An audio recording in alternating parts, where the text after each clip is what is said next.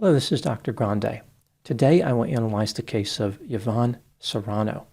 First, I'll look at the background of this case, move to the timeline of the crime, then offer my analysis. Yvonne Serrano was born on March 12, 1968, in Panama. She met a man named Douglas who was stationed there with the U.S. military, and the couple became romantically involved. In 1993, they married and moved to the United States in 1994. They had children and lived in various places like Miami, Florida, Kansas City, Missouri, Corpus Christi, Texas, Washington, D.C., and Tracy, California. In August 2008, the couple moved to Coral Springs, Florida, which is about 22 miles north of Fort Lauderdale.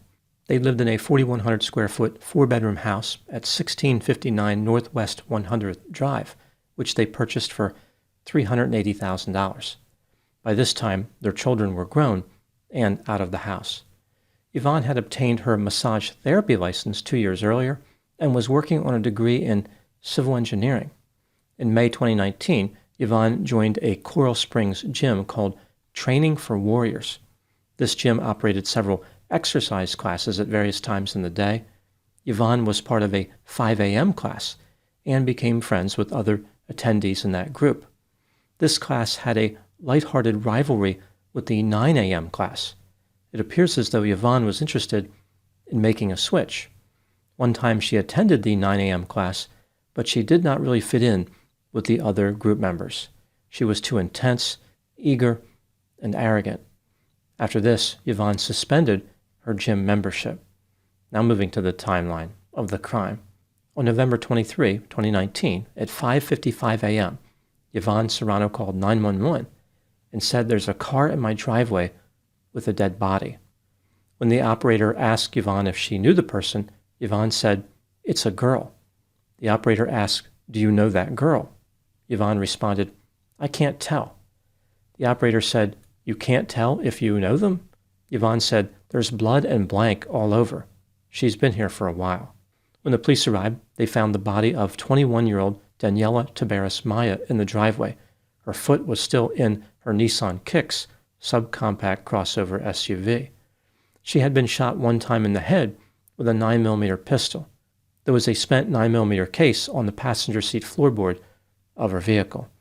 Yvonne told the police that she discovered the body as she was walking out of her house to go to the gym. The police thought this was strange because Yvonne was not wearing apparel consistent with working out.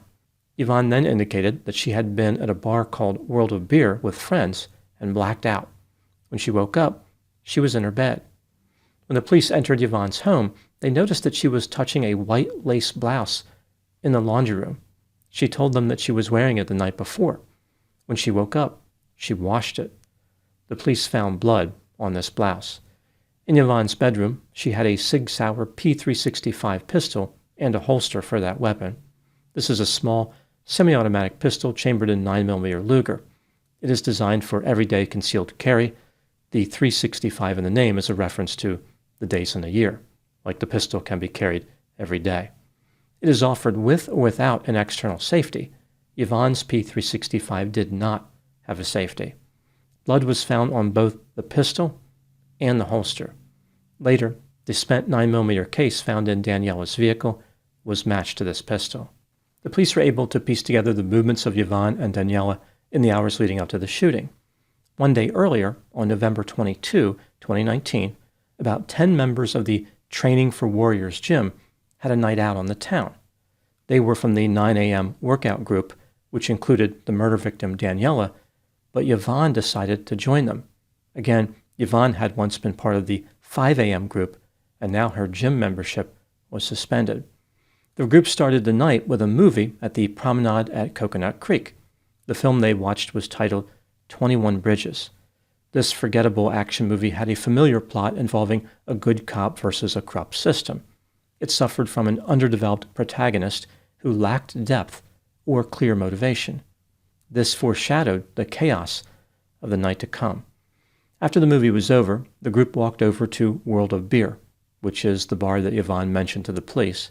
At one point, there was some awkwardness because Yvonne wanted to sit outside the bar while the others wanted to sit inside. She expected Daniela to join her outside, but Daniela was not interested. Yvonne stormed into the bar and yelled, "What the blank is wrong with you? I was waiting outside." Daniela went out with her until they both moved inside the bar a little later. Throughout the night, Yvonne consumed at least 3 bottles of beer and 3 shots. She was boisterous, obnoxious, agitated, aggressive, and grabbed men in the bar. At one point, when Yvonne and Daniela were sitting at the bar, a young man approached Daniela looking to initiate romantic activity. Daniela was not interested, but Yvonne was. She expressed a romantic interest in the man, but he rejected her, saying, "You could be my mom." Yvonne was 51. The man was closer to Daniela's age of 21. At about 1:25 a.m., Daniela sent a message to one of her friends which read, "I'm taking Yvonne home." The 2 women left the bar and climbed into Daniela's Nissan Kicks. This vehicle was captured on video surveillance entering Yvonne's neighborhood at 2:03 a.m. As I mentioned, Yvonne called 911 at 5:55 a.m., almost 4 hours later. The police wanted to know what happened in this time period, who killed Daniela, and why.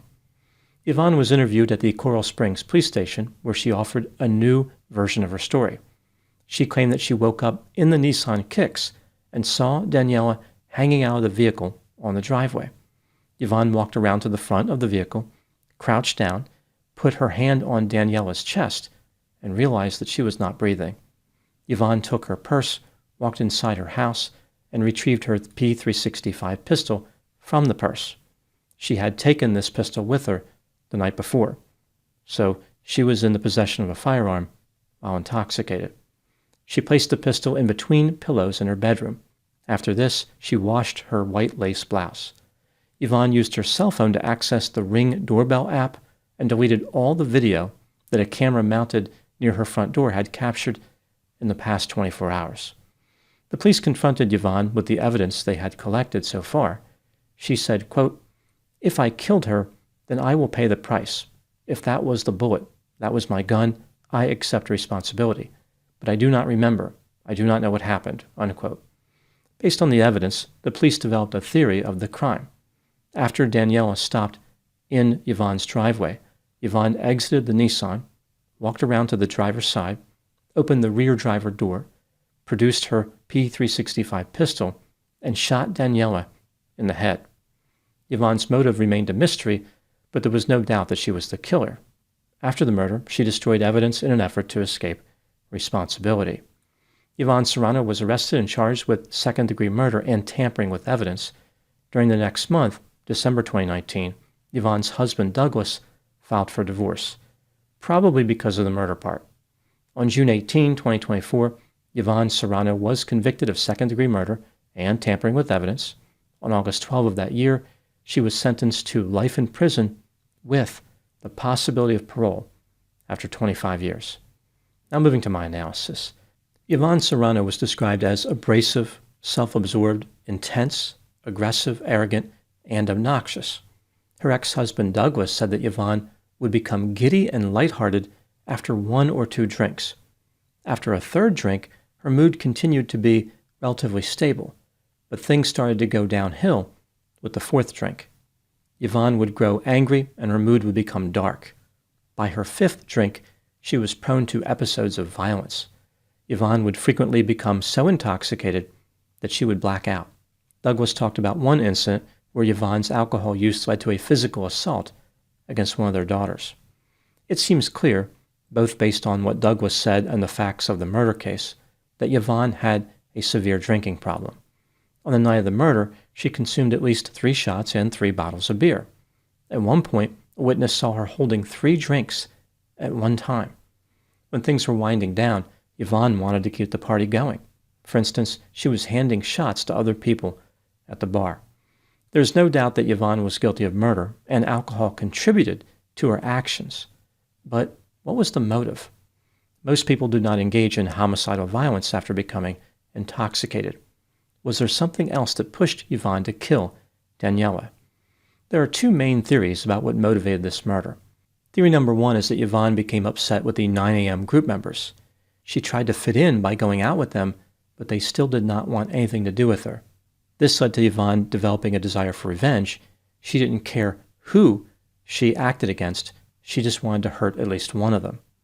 Theory number 2 is that Yvonne was jealous of Daniela. The young man at the bar approached Daniela, but did not approach Yvonne. He then rejected Yvonne when she made an advance. I'm not sure that either one of these theories adequately explain Yvonne's behavior, but I think that theory number 2 is a better explanation than theory number 1. Yvonne was upset specifically with Daniela, rather than killing Daniela because she was a member of a larger group who Yvonne hated. It's worth considering that the motive had nothing to do with jealousy.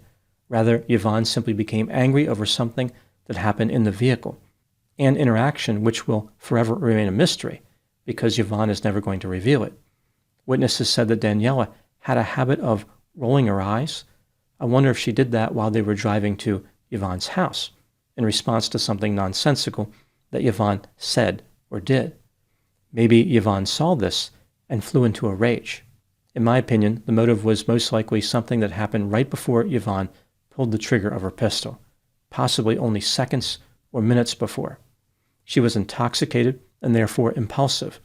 Yvonne became angry and immediately reacted. This killing was in the heat of the moment, intentional but not premeditated. Yvonne had no idea what to do after the murder.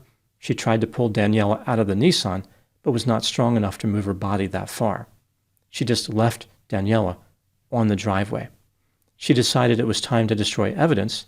Yvonne washed her blouse, hid her pistol, and deleted video that had been captured by her Ring doorbell camera.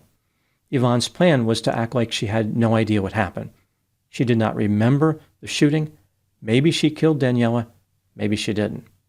In the end, this defense strategy was not very effective. Fortunately, Yvonne was held accountable for second-degree murder. Criminals should never receive a discount for being intoxicated, even if the intoxication did contribute in a significant way to the crime. Before she became intoxicated, Yvonne knew this would lead to becoming angry and violent. She chose to carry her firearm with her, which was a violation of Florida law. The only exception to this rule is if an intoxicated person uses the firearm in lawful self-defense. The state is essentially saying that being intoxicated doesn't prevent a person from protecting themselves. Yvonne was not acting in self-defense. Now moving to my final thoughts. Yvonne was an outsider who belligerently and awkwardly intruded into Daniela's social circle. Yet Daniela chose to be compassionate and drive her home. She was concerned for Yvonne's safety due to the high level of intoxication. This intoxication made Yvonne vulnerable, but at the same time, it made her dangerous. Yvonne repaid the kindness shown to her by Daniela with a gunshot wound to the head.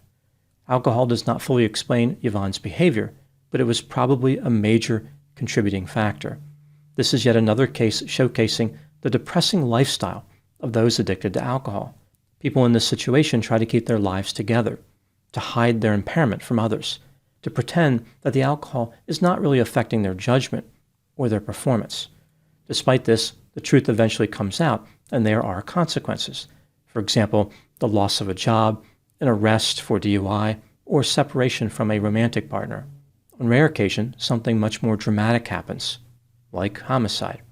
Daniela had no reason to believe Yvonne would kill her. They were not lovers. They were not even friends. Daniela didn't owe Yvonne money. They were simply two women who went to the same gym. This case is a frightening reminder that tragedy rarely announces itself in advance. But when alcohol is involved, one should always listen for the sound of disaster carried on the wind. Those are my thoughts in the case of Yvonne Serrano. Thank you so much for watching. I'll talk to you soon. Just a reminder that I have over 300 pre-release videos on my Patreon account. These videos are of the same quality as the videos I release to the public. When I put a video in pre-release status, it usually stays that way for several months, if not a year. I will put the link to Patreon in the description for this video.